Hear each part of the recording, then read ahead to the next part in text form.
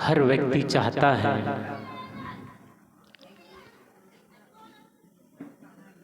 कि मेरा जीवन सुखमय बीते, शांतिपूर्ण बीते।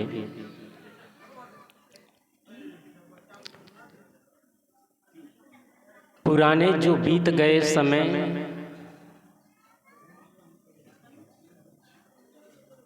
वे हमारा जीवन कैसा था, अब इस नए वर्ष को हमें किस प्रकार जीना है, ये संकल्प हर एक व्यक्ति करता है। जीवन तब नया होता है जब हमारे भीतर कुछ नयापन आता है।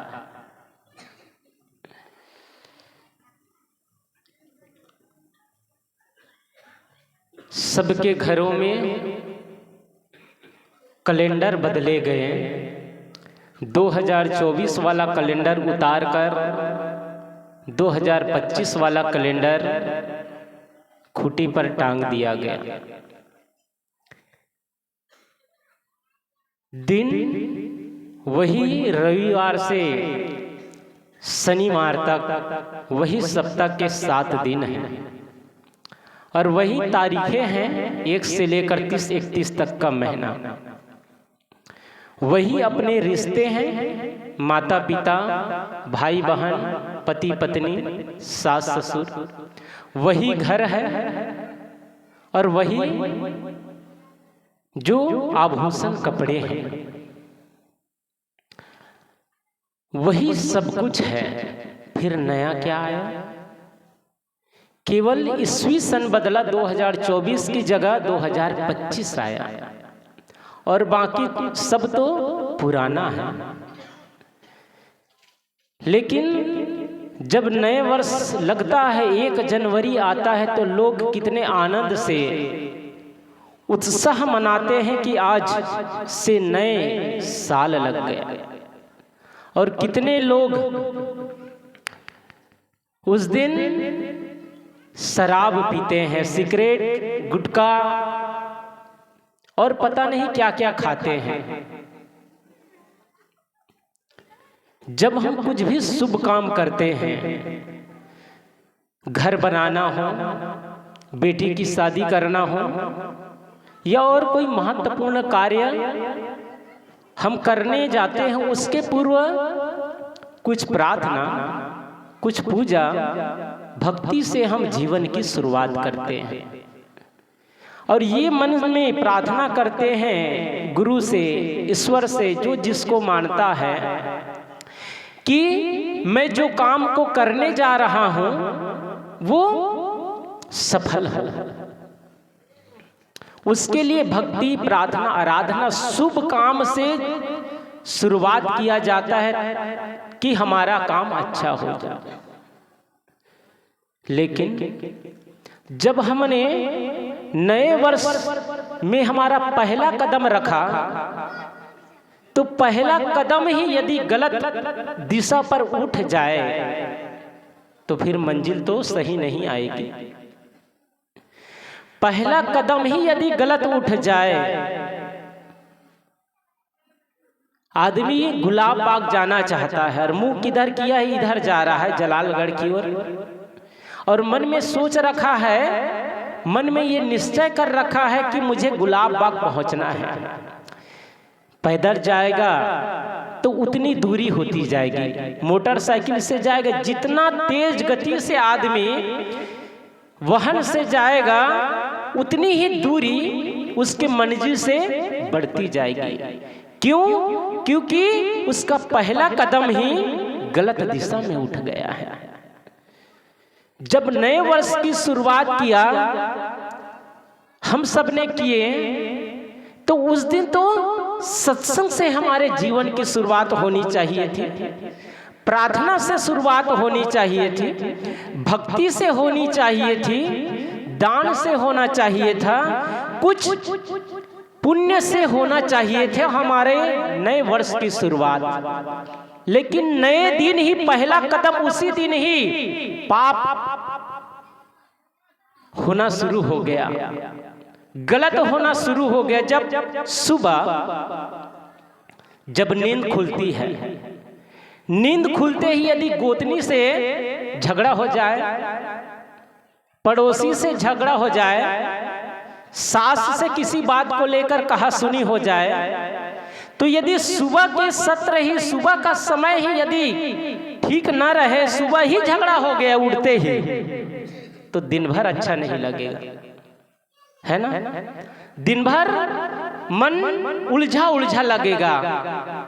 और जो सुबह उठता है, घर की सफाई करता है, नहाता धोता है और प्रार्थना करता है, पूजा करता है, ध्यान करता है, तो उसका जीवन कैसे बीतता है? प्रसन्नता से बीतता है, शांति से बीतता है उसके दिन भर का समय।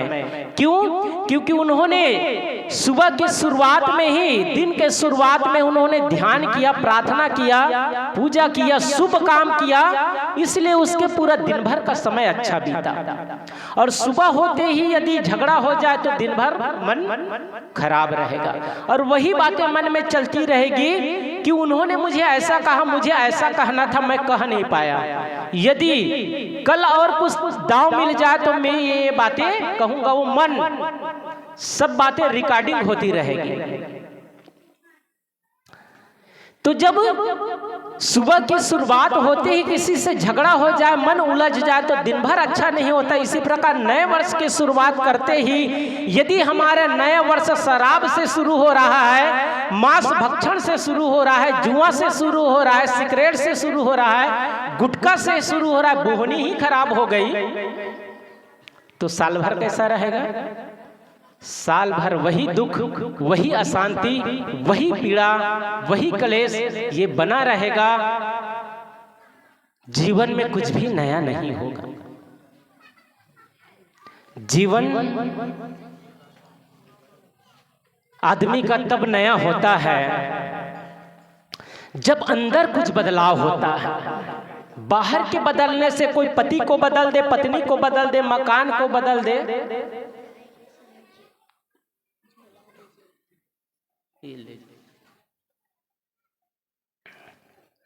मकान नया हो जाए, कपड़े नए हो जाए, उसके नया होने से कुछ भी नहीं होता है। आदमी तो वही का वही रहेगा। 2024 में गुस्सा करने की आदत थी, 2025 में भी गुस्सा कर रहे हैं। 2024 में शराब पीते थे, 2025 में भी पी रहे हैं। 2024 में किसी से रिश्वत लिया जाता था, 25 में भी लिया जा रहा है। और ऐसा करते करते कोई आदमी यदि 50 वर्ष की आयु वाला हो गया, किसी की आयु 40 वर्ष हो गया, तो उन्होंने 40 बार नया वर्ष मना लिया, लेकिन भीतर तो कुछ चेंज हुआ ही नहीं, भीतर तो कुछ परिवर्तन नया हुआ ही नहीं, तो नया साल कहाँ? स्वभाव तो वही पुराना का पुराना है। यदि जिसको देखकर मन खराब हो जाता था, अब भी सुबह उठते ही उस पर यदि नजर पड़ जाती है, अब भी मन यदि खराब हो रहा है, तो समझना चाहिए कि नया कुछ भी नहीं। लोग ये गलत कहते हैं कि कहीं कोई जा रहे हैं, किसी काम को करने के लिए जा रहे हैं, और किसी ने पूछ दिया कहाँ जा रहे हैं, तो लोगों की मान्यता है कि अशुभ हो जाता है। कोई छूछे घड़े देख लिए तो कहते हैं कि अशुभ हो जाता है। बिल्ली ने रास्ता काट दिया, कहते हैं अशुभ हो गया। अमुक दिन अमुक दिशा में नहीं जानी चाहिए, उससे अशुभ होता है। ये मान्यता, ये धारणा बिल्कुल ही गलत है। अमुक दिन नाखून नहीं काटना चाहिए, अमुक दिन बाल नहीं बनाना चाहिए, इससे कुछ अशुभ नहीं होता है। अशुभ तो तब होता है जब हमारी बोहनी, हमारे जीवन की शुरुआत, हमारी सुबह की शुरुआत ही यदि गलत ढंग से हो गया तो अशुभ निश्चित होगा। यदि हमारे नए वर्ष की शुरुआत यदि शराब से, मांस से, सिगरेट से, बीड़ी से हो रहा है, तो निश्चित ही हमारा जीवन अशुभ जरूर हो जाएगा। लोग कितने मौज मस्ती पार्टी करते हैं कि आज नया वर्ष आ रहा है। कितने बच्चे बच्चियां पार्क में जाते हैं, म्यूजियम जाते हैं, सिनेमा घरों में जाते हैं। जहां जहां मन बिगड़ता है, जहां जहां जाकर संस्कार खराब होता है, आदमी वहीं वहीं जाता है। आजकल बच्चे यहाँ तो इस बसंतपुर गांव में तो बहुत कहना चाहिए कि सौभाग्यशाली हैं आप सब कि छोटे छोटे बच्चे भी सत्संग में आते हैं। बहुत जगह जाते हैं तो केवल बुजुर्ग लोग 40 से पार वाले वे ही लोग सत्संग में होते हैं। 18 से नीचे वाले कोई होते ही नहीं। कहीं खोज खाज किया जाए तो 2-4 मिल जाए, नहीं तो मिलता नहीं। बच्चे सत्संग में नहीं जाते हैं। यदि कहीं सत्संग होता हो तो पूरा परिवार जाना चाहिए। ये नहीं कि एक आदमी जाए और दूसरा आदमी ना जाए, पूरा परिवार। जिस प्रकार किसी के आपके रिश्तों में शादी होती है तो एक बच्चा भी घर में नहीं छूटता है, सब घर में ताला लगा करके शादी अटेंड करने के लिए जाते हैं, क्योंकि हमारे रिश्तेदारों में शादी है।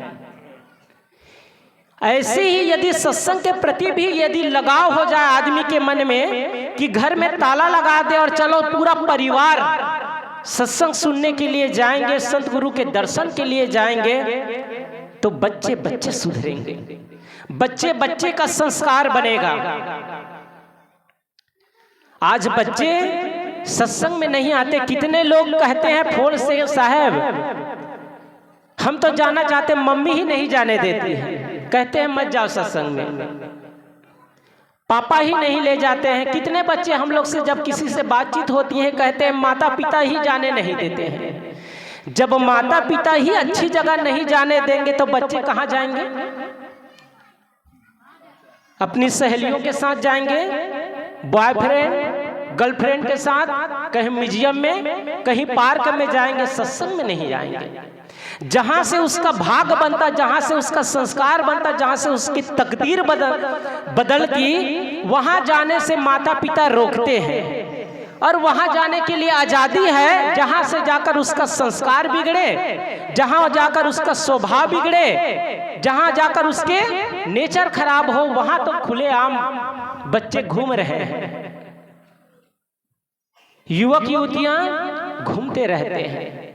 जब वही बच्चे गलत संगति में चले जाते हैं तब आकर माता पिता रोते हैं और कहते हैं गुरुजनों से, संतों से कि साहब महाराज जी बच्ची को समझा दीजिए, बच्चे को समझा दीजिए। ये ऐसा ऐसा करते हैं। काश संतों की बातों को यदि अमल किए होते, ध्यान दिए होते तो वो रोना नहीं आता। जब बेटा का जन्मदिन आया, बच्ची का जब जन्मदिन आया, जिस दिन जन्म लिए उस दिन फटाका फोड़ते, उत्सव मनाते, थाली बजाते हैं। एक दिन ऐसा आता है जिस बच्चे के आने से माता पिता इतना हर्षित होते हैं, खुश होते हैं, प्रसन्न होते हैं। वही बच्चे जिस दिन खुशी का कारण बना था एक दिन, वही बच्चे एक दिन रोने का कारण भी बनते हैं। बेटे की वजह से, बेटी की वजह से माता पिता के आंखों में आंसू।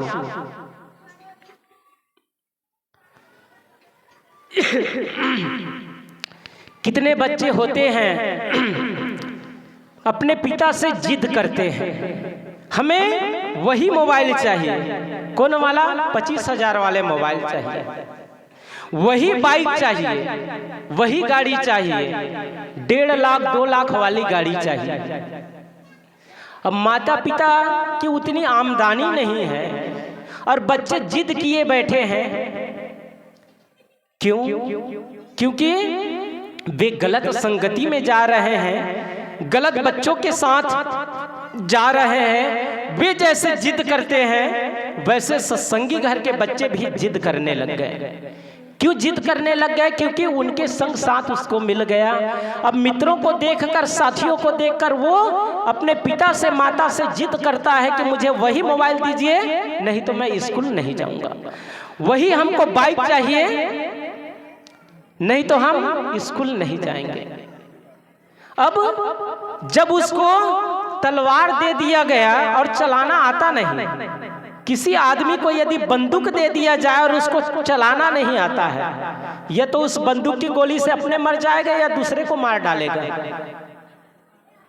यदि तलवार दे दिया जाए, चलाना नहीं जाए, अपने ही हाथ पैर काट लेगा। ऐसे ही युवक बच्चे महंगी गाड़ी में घूम रहे हैं, मोबाइल देख रहे हैं, पढ़ाई लिखाई एक किनारे हो गए। अब माता पिता शिकायत करते रहते हैं, बच्चे लोग पढ़ते ही नहीं। छोटे बच्चे जन्म लेते ही 4-6 महीना हुआ, जैसे बच्चे रोने लगते हैं, अब मम्मी क्या करे, कार्टून चालू कर दिए। अब 6 महीने के बच्चे को, साल भर के बच्चे को कार्टून दिखा दिखा कर निवाला खिला रही है, भोजन खिला रही है। अब जैसे ही वो बच्चा थोड़ा सा बड़ा होता है, मोबाइल देखे बिना भोजन ही नहीं करता है। मोबाइल एक क्षण भी उसके हाथ से छूटता ही नहीं है, दिन रात वो मोबाइल में ही लगा रहता है, कार्टून ही देखता रहता है। अब कार्टून देखेगा तो क्या बनेगा? कोई श्रवण कुमार बन जाएगा क्या, कि राम बन जाएगा, कि लक्ष्मण बन जाएगा? कार्टून देखेगा तो वही कार्टून ही बनेगा, वही संस्कार ही बिगड़ेगा, पढ़ाई लिखाई में मन नहीं लगेगा। क्योंकि भी प्रारंभ से ही आपने उसको गलत दिशा, गलत संस्कार दे दिए। मोबाइल देखने के गलत संस्कार आपने ही डाल दिया। अब रोते रहो, धोते रहो, कमा कमा कर बच्चों के फीस भरते रहिए, पुस्तक कॉपी कपड़े का इंतजाम करते रहिए, अच्छे अंक से बच्चे पास नहीं होंगे।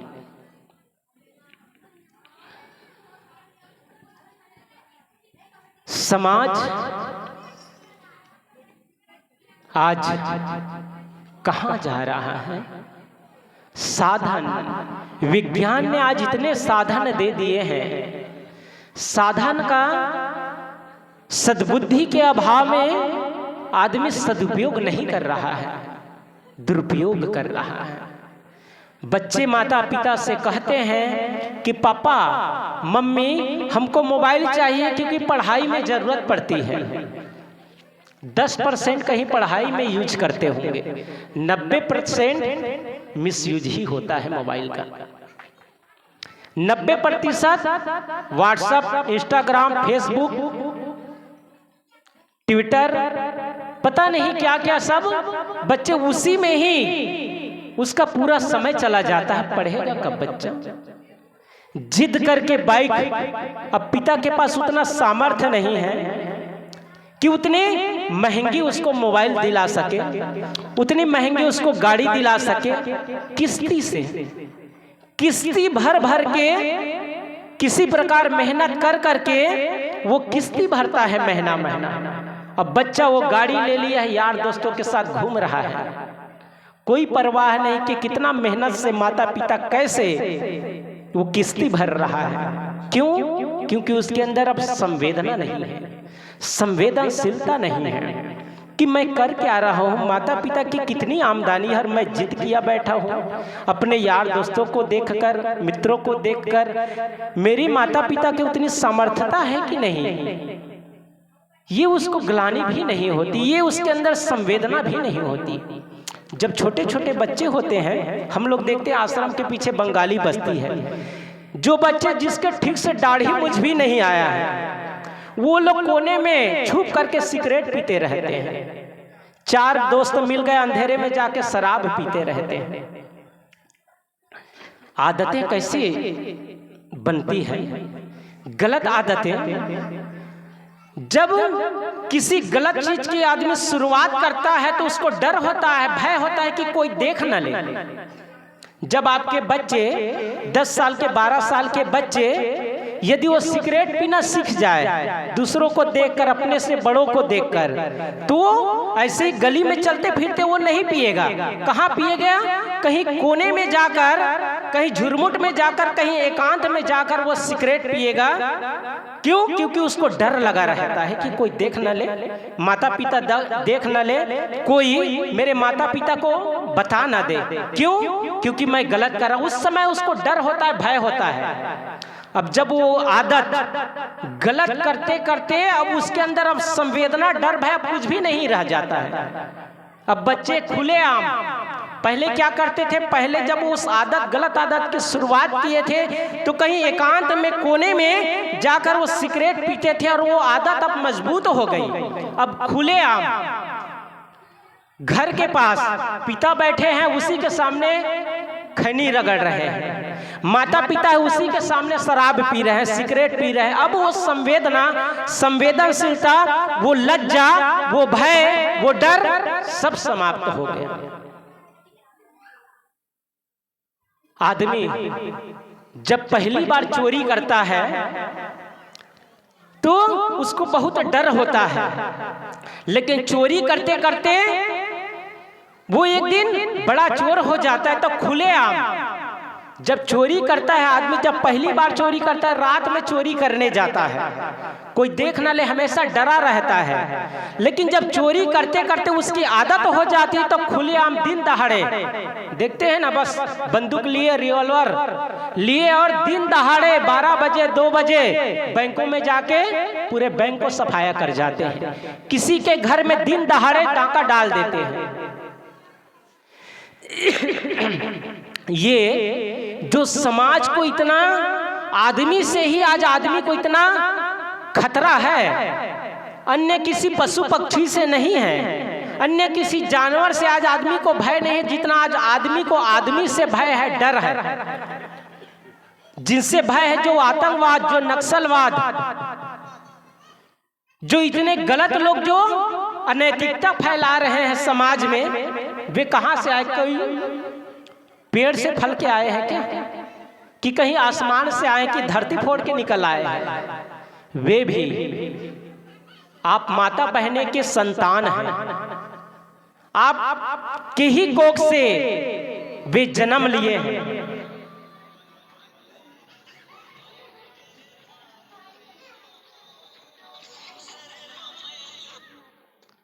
लेकिन उसको सही दिशा न मिलने की वजह से, सही संगति न मिलने की वजह से आज इतने समाज में अनैतिकता, अराजकता फैलता जा रहा है। एक देश दूसरे देश पर लड़ाई, दूसरे देश की क्या बात का है, अपनों के बीच में ही, जिनके पास अपने हैं वो अपनों से झगड़ते हैं, जिनके पास अपने हैं वो अपनों से ही झगड़ते हैं, जिनके अपने नहीं हैं वो अपनों के लिए तरसते हैं। कल हम ना होंगे, ना कोई गिला होगा, सिर्फ सिमटी हुई यादों का सिलसिला होगा। जो लम्हे आज मिला है चलो हंसकर बिता ले, क्या पता जिंदगी का कल क्या फैसला होगा। जिनके पास अपने हैं, अपनों में ही तो झगड़ा है ना, अपनों में ही तो बैर विरोध है, अपनों को ही देखकर तो मन खराब हो रहा है। पड़ोसी से झगड़ा कम होता है, अपनों से ही झगड़ा ज्यादा होता है। आज नए वर्ष में संकल्प ले कि अपनों से झगड़ा नहीं करेंगे। जिनको देखकर मन खराब होता था, अब उनके प्रति अब मन में कोई गलत विचार नहीं। यदि शराब पीते थे तो अब इस नए वर्ष में संकल्प करें कि आज नए वर्ष में हमने प्रवेश कर चुका है, अब हम शराब पीना छोड़ देंगे, जुआ खेलना छोड़ देंगे, सिगरेट पीना छोड़ देंगे, माता पिता का अपमान करना छोड़ देंगे, गाली देना छोड़ देंगे, झूठ बोलना छोड़ देंगे। और ऐसा यदि आपने संकल्प किया और उसका अभ्यास करते जाइए कि हमको ये गलत काम नहीं करना, अच्छा काम करना। थोड़े दिन का जीवन है, अच्छा क्यों ना किया जाए? जब किसी न किसी हर हाल में इस जीवन को जीना ही है तो क्यों ना इस जीवन को तपोवन बनाकर जिया जाए? इसको हवन कुंड बनाकर नहीं, इसको तपोवन साधना भक्तिमय जीवन को बनाकर जिया जाए तो जीवन चमत्कृत हो उठेगा, जीवन ऊर्ध्वगमन करेगा।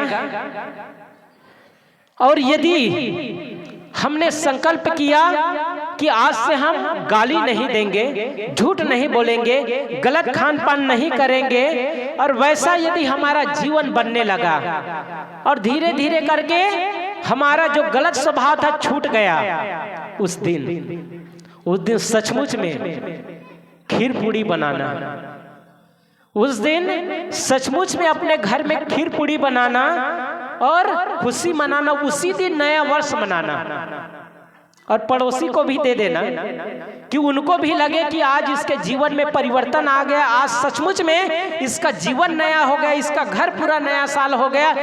आपको देखकर कहीं वे भी सुधर जाए तो उनको भी थोड़ा 2 चम्मच खीर और 2-4 पूड़ी दे देना कि हमारे घर में आज प्रसाद बना है, क्योंकि आज असली नया साल हमारे घर में आया है। नहीं तो खीर पूड़ी खाते रहेंगे, नए कपड़े पहनते रहेंगे, शराब की बोतलें बस पीते रहेंगे और सोचते रहेंगे कि मन में नया साल आ गया, नया कुछ भी नहीं हुआ। बाहर नया नहीं करना है, बाहर यदि नया हो जाए, गाड़ी नहीं आ जाए, मकान नहीं आ जाए, कपड़े नहीं आ जाए, अच्छी बात है।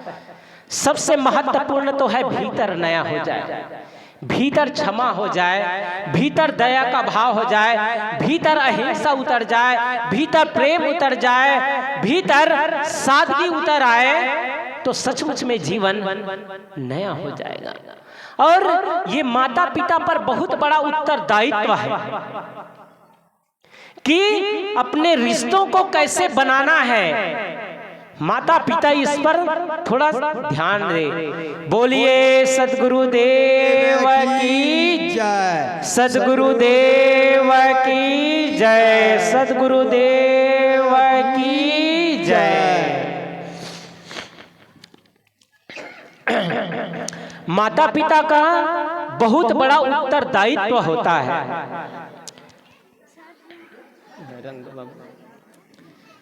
बच्चे को जन्म दे देना कोई बड़ी बात नहीं है। जन्म तो पशु पक्षी भी दे लेते हैं और पाल पोस के बड़ा कर देते हैं, तो जन्म दे देना कोई बड़ी बात नहीं है। जन्म देकर उसको अच्छा इंसान बना देना ये बड़ी बात है। अच्छे पुत्र बना दीजिए, अच्छी पुत्री बना दीजिए, वो बड़ी बात होगी, वो आपके नाम को रोशन करेगा। जिस प्रकार गाड़ी का ड्राइवर और कंडक्टर दोनों के दोनों शराब पीकर गाड़ी चला रहे हैं तो हर समय खतरा बना रहेगा, क्योंकि जो ड्राइवर है गाड़ी का वो नशे में गाड़ी चला रहा है, इधर उधर उसका हेल्डिंग हो रहा है। कंडक्टर है जो बताता रहता वो भी शराब पिया हुआ है, वो भी नशे में, और दोनों के दोनों नशे में गाड़ी चला रहा है। तो जो यात्री है वे सुरक्षित रहेंगे क्या? नहीं रहेंगे। शायद मंजिल तक गाड़ी पहुंच भी नहीं पाएगी, कहीं एक्सीडेंट हो जाएगा, क्योंकि दोनों के दोनों अपने आप में नहीं है, नशे में है। माता पिता यदि धर्म से जुड़े हो, सत्संग से जुड़े हो, अच्छे हो, तो उसके पीछे जो आने वाली संतानें हैं वे सुरक्षित रहेंगे, अच्छे रहेंगे। यदि दोनों यदि गड़बड़ हैं या एक है एक नहीं है, तो भी माता पिता के बच्चों के बिगड़ने के बहुत चांसेस बढ़ जाते हैं। अभी हम लोग 31 और 1 तारीख को नेपाल बॉर्डर उधर कुर्सा कटा गए थे, तो पत्नी है वो तो नहीं खाती पीती है, वो दीक्षित है, लेकिन उसका पति खाता है, पीता है, शराब पीता है और मांस मछली भी खाता है। तो उसकी जो छोटी छोटी 2 बच्चियां हैं, ऐसे 14-15 साल की छोटी छोटी बच्चियां हैं, पिता खा रहे इसलिए बच्चियां भी खा रही हैं। अभी गए थे तो उनके पिता, उनके चाचा बताए साहब जी को कि साहब और तो सब ठीक है, लेकिन जो बेटा है घर का वही शराबी है, वही गलत चीज खाता पीता है। तब साहब जी उसको बैठाकर आधा घंटा समझाए कि सब लोग अच्छे हैं, देखिए ये घर पूरा अच्छा है आपका घर, लेकिन यही आप कोई चीज, कोई सड़ी हुई चीज लाकर यही एक कोना में रख दीजिए। घर बहुत सुंदर है, सब तरफ सोफा सेट, टीवी सेट बहुत सुंदर दिख रहा है, सब तरफ चमक रहा है, बढ़िया है सब कुछ, लेकिन कहीं से आप कोई सड़ी हुई चीजें लाकर अपने घर के कोना में रख दीजिए। जो सब चीज अच्छा है वो एक तरफ हो जाएगा, और जो दुर्गंध आ रही है, जो सड़ी हुई चीज है, उसके दुर्गंध से पूरा ये सुंदर घर पूरा दुर्गंध देने लग जाएगा। तो आपके घर में सब कुछ अच्छा है, आप अभिभावक हैं, अब तो अभी पिता हमें बूढ़े हो गए हैं, अब आपके बाद तो आप ही मालिक बनेंगे, और यदि मालिक ही गड़बड़ हो जाए तो फिर उसकी संतान कैसे होगी? वो संतान भी देखिए आपके अभी से वे भी खाते पीते हैं। तो उसको समझाया और बाद में पूछे कि मैंने जो कहा, जो बातें कही, वो कैसा लगा आपको, सही है कि नहीं है? उन्हें कहा हाँ गुरुजी सही है, बिल्कुल सही है, और आज से मैं संकल्प करता हूँ नए साल के दिन, आज से मैं उसे हाथ नहीं लगाऊंगा और पीऊंगा नहीं। उसी दिन वो जल लेकर संकल्प करते हैं, और दोनों बच्चे भी संकल्प करते हैं कि हम आज से छुएंगे नहीं, खाएंगे नहीं, पिएंगे नहीं। उसकी पत्नी बहुत खुश हुई, उसके पिताजी बहुत खुश हुए, पूरे परिवार के लोग बहुत खुश हुए कि सचमुच आज नए साल के दिन हमारा घर में कुछ नया हो गया। ऐसे ही संकल्प, गलत चीजों को छोड़ दीजिए तो सचमुच आपका घर नया हो जाएगा, आपका जीवन नया हो जाएगा। मैं कह रहा था यदि माता पिता सही हैं तो बच्चे भी सही रहेंगे। यदि माता पिता गलत खाएंगे पिएंगे तो बच्चे भी सीख जाते हैं। इस घर में देखिए श्री उत्तम साहब एवं माता जी दोनों धर्म से जुड़े संत गुरुजन कहा करते हैं। श्री साहब जी बारंबार कहा करते हैं, आप लोग सुने होंगे कई बार कि एक पीढ़ी सुधरती है तो 3 पीढ़ी अपने आप सुधर जाती है। ये आप सब कई बार सुने हुए हैं। अभी मैं गिना देता हूँ श्री उत्तम साहब, वो लोग सत्संगी हैं। उसके बाद उसके दोनों बेटे हैं, विनोद जी, प्रमोद जी, और 2 बेटियां हैं, वे दोनों भी अच्छे हैं। उनके बाद उनके बच्चे हैं, उनके पोता पोतिया नाती नतनी है, वे भी। तो 3 पीढ़ी घर में अभी आंखों से देखने को मिलता है, और कोई गलत चीज खाते पीते नहीं है। जब नींव मजबूत रहता है तो उसी पर तो अच्छी इमारत तैयार होती है। माता पिता ही वो सांचा है, वो नींव है। वे यदि अपने संकल्प में दृढ़ है, वे यदि धर्म को दृढ़ता पूर्वक यदि जीते हैं, उस पर पूरा समर्पण है, तो फिर बच्चे कहाँ जाएंगे? कहीं नहीं जाएंगे। ये वैसे ही है, यदि आपने अपने घर के आंगन में यदि पेड़ लगाया है तो वो पेड़ जो छोटा पौधा वो टेढ़ा जा रहा है, तो घर के लोग देखते हैं ये छोटा सा पौधा टेढ़ा जा रहा है, तो उसको थोड़ा खूंटा गड़ा देते हैं, लकड़ी का रस्सी से खींच के बांध देते हैं। जैसा खूंटा होता है सीधा वैसे वो पेड़ भी जाता है। ऐसे ही यदि माता पिता सही हैं, वो सत्संगी हैं, वो धर्म से जुड़े हुए, तो उनके बच्चे भी वैसा ही रहेंगे, कहीं जाएंगे नहीं। और वो पूरे लगन से, पूरी श्रद्धा से जुड़े हो तब, नहीं तो नाम मात्र के कबीरपंथी और नाम मात्र के धार्मिक तो पूरी दुनिया है। लेकिन उनके बच्चे, उनके बाद माता पिता के बाद उसके जो बच्चे हैं वो नहीं है कहे में, बहुत जगह देखने में आता है। उसके बाद ही उसके पीढ़ी समाप्त। सत्संग भजन साधु जनों संत गुरुजनों का आना जाना बंद, उतने में ही अब समाप्त। तो वैसा नहीं कि हम हैं तब तक संत गुरुजन आए। आप ऐसा बनाइए, ऐसी इमारत खड़ा कर दीजिए कि वो 4 मंजिला 5 मंजिला तक जाए। ऐसे संस्कार देकर जाइए कि आप नहीं रहेंगे तो भी आपके बच्चे संतों को बुलाकर सत्संग कराते रहे और घर में पुण्य का काम होता रहे। ऐसा मजबूत नींव तैयार करके जाइए। तो समझना चाहिए कि हमने पिता का धर्म निभाया, हमने माता का धर्म हमने निभाया, और आपके नहीं रहने पर धन के वारिस, मकान का मालिक, मकान का वारिस, जमीन का वारिस तो आप नहीं बनाएंगे फिर भी हो जाएंगे। आपके नाम में जो जमीन है, जो मकान है, जो पैसे हैं, आप नहीं बनाएंगे अपना वारिस, फिर भी आपके बाद उसके बच्चे का अपने आप वो वारिस बन जाएंगे। लेकिन धर्म का वारिस वो अपने आप नहीं बनेगा, उसको बनाना पड़ता है। विद्यार्थी को फेल होने के लिए कुछ करने की जरूरत नहीं है, लेकिन पास होना है तो उसको ठीक से पढ़ाई करना पड़ता है, तब कहीं पास होता है। इसी प्रकार जीवन को कुछ नया करना है, अच्छा करना है, तो फिर थोड़ी मेहनत तो करनी ही पड़ेगी। यदि अच्छी फसल तैयार करना है तो सुबह शाम खेत में जाना पड़ेगा, उसके गुड़ाई करना पड़ेगा, जुताई करना पड़ेगा, सारी घास को निकालना पड़ेगा, कंकड़ पत्थर को निकालना पड़ेगा, सिंचाई करना पड़ेगा, तब कहीं अच्छे बीज उसमें डालेंगे, वो जगेगा, बढ़ेगा और आपको माला माल कर देगा। जब एक थोड़ी सी हम फसल पाने के लिए, अच्छी फसल पाने के लिए हम कितना आयोजन करते, दिन रात मेहनत करते, क्या अच्छी संतान के लिए, अच्छे पुत्र को जन्म देने के लिए, अच्छी पुत्री को जन्म देने के लिए उतनी मेहनत कर रहे हैं, उतनी मेहनत कर रहे हैं, भगवान भरोसे छोड़ देते हैं। और मैंने प्रारंभ में कहा ही था कि कितने माता पिता, बच्चे कहते हैं कि माता पिता हमको सत्संग में जाने ही नहीं देते हैं।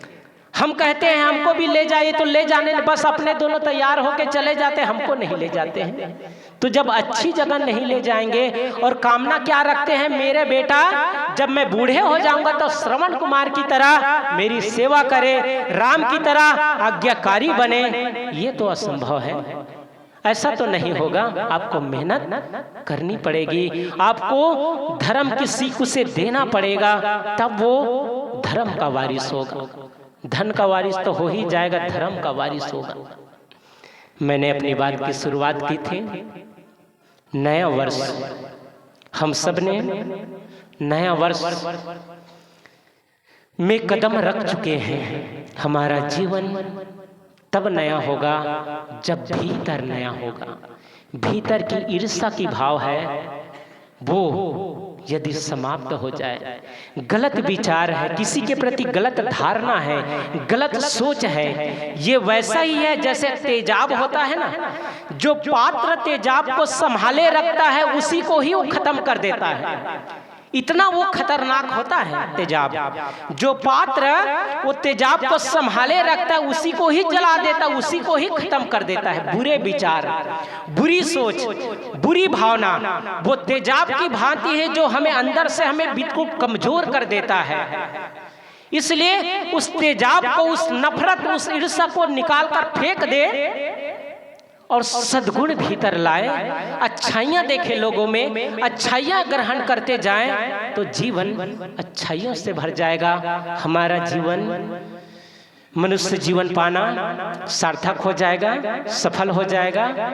मैं कह रहा था कि माता पिता का बहुत बड़ा उत्तरदायित्व होता है, और श्री उत्तम साहब और माता जी, उनकी ये देन है कि उनकी 3 पीढ़ी उनकी आंखों के सामने सुधरी हुई है। छोटे उनके परिवार में छोटे से बच्चे, श्रवण कुमार छोटा सा बच्चा है, नाम भी बड़ा सुंदर रखा है श्रवण कुमार।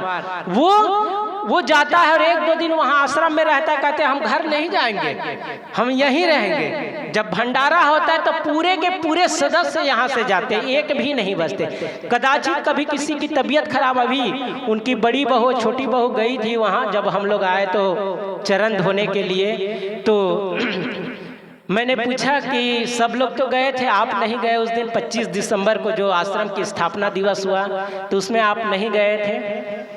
तो उन्होंने कहा साहब उस दिन थोड़ी तबीयत खराब हो गई थी, सर्दी जुकाम हो गई थी, खांसी बहुत आ रही थी, मन था लेकिन जा नहीं पाए। तो किसी कारण बस कोई मजबूरी आ जाए तभी नहीं जाते, नहीं तो पूरे सदस्य जाते हैं, सब लोग सत्संग में भाग लेते हैं। इसी का परिणाम सब लोग जाते हैं तो सबका संस्कार बनता है। इसीलिए ये घर इतना सुंदर है, इतना अच्छा है।